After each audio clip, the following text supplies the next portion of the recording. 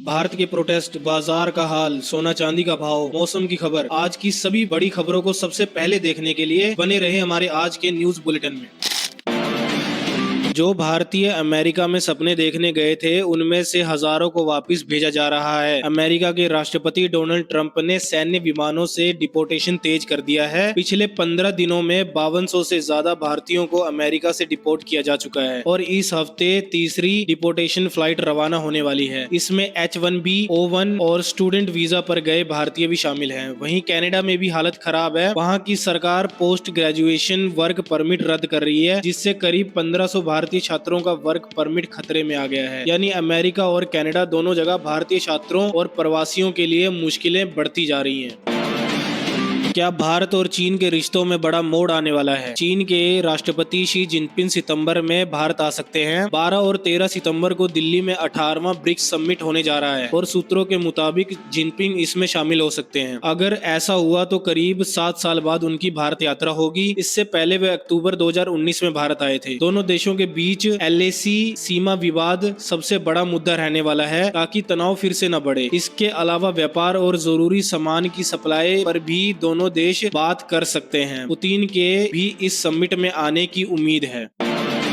भारत के पड़ोसी देश में आज बड़ा फैसला होने वाला है। बांग्लादेश में आज राष्ट्रपति चुनाव के लिए वोटिंग शुरू हो चुकी है और दोपहर 2 बजे से शाम 5 बजे तक वोटिंग शुरू रहेगी। इस चुनाव में BNP पार्टी के उम्मीदवार का पलड़ा भारी माना जा रहा है, क्योंकि संसद में उनके पास बहुमत है। कुल 349 सांसद वोट डालेंगे और जीत के लिए 175 वोट चाहिए। BNP के खिलाफ 11 दलों का गठबंधन मैदान में है, लेकिन उनके पास सिर्फ 81 संसद है। खास बात यह है कि 1991 के बाद ये पहला मौका है जब बांग्लादेश में इतना कड़ा मुकाबला देखने को मिल रहा है। नतीजे शाम तक आने की उम्मीद है।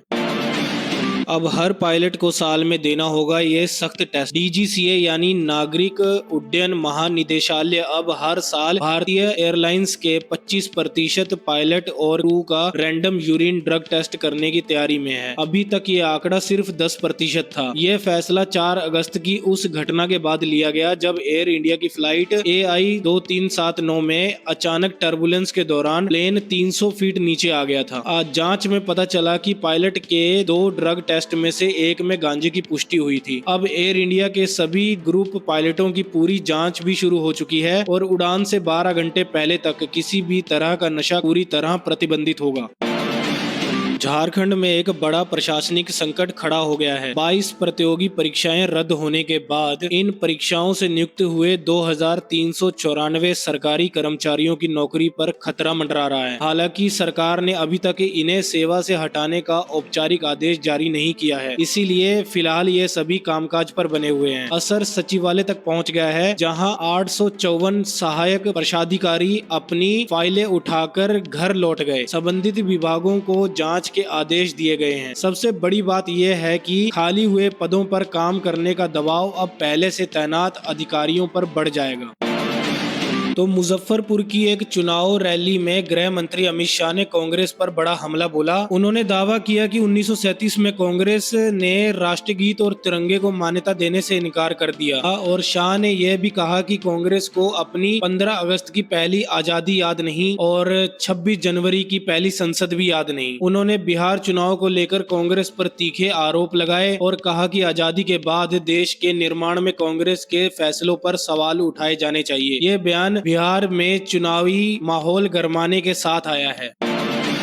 तो पंजाब के पूर्व मुख्यमंत्री और सांसद चरणजीत सिंह चन्नी गुरुवार को पंजाब यूनिवर्सिटी में अपना MA पब्लिक एडमिनिस्ट्रेशन का पेपर देने पहुंचे। वो दोपहर 12:30 बजे तक एग्जाम हॉल में बाकी स्टूडेंट के बीच बैठकर पेपर सॉल्व करते दिखे और उनकी सिक्योरिटी को बाहर ही रोक लिया गया। 63 साल के चन्नी पहले ही BA, LLB और MBA कर चुके हैं और 2023 में पॉलिटिकल साइंस में PhD भी कर चुके हैं। 2022 की चुनावी हार के बाद वो कुछ समय अमेरिका में जहां उन्होंने अपनी PhD थीसिस पूरी की, जिसका विषय था कांग्रेस पार्टी की खुद की चुनावी रणनीतियां। तो सोने चांदी की कीमतों में एक बार फिर उछाल आया। इंडिया बुलियन एड्स ज्वेलर एसोसिएशन के मुताबिक 1 किलो चांदी 9,260 रुपए बढ़कर 2,38,000 रुपए तक पहुंच चुकी है। वहीं 10 ग्राम 24 कैरेट सोना 3,519 रुपए बढ़कर 1,57,000 रुपए का हो गया है। अगस्त के सिर्फ 20 दिनों में सोना 15,000 और चांदी 20,000 रुपए तक महंगी हो चुकी है। एक्सपर्ट्स का कहना है कि साल के आखिर तक सोना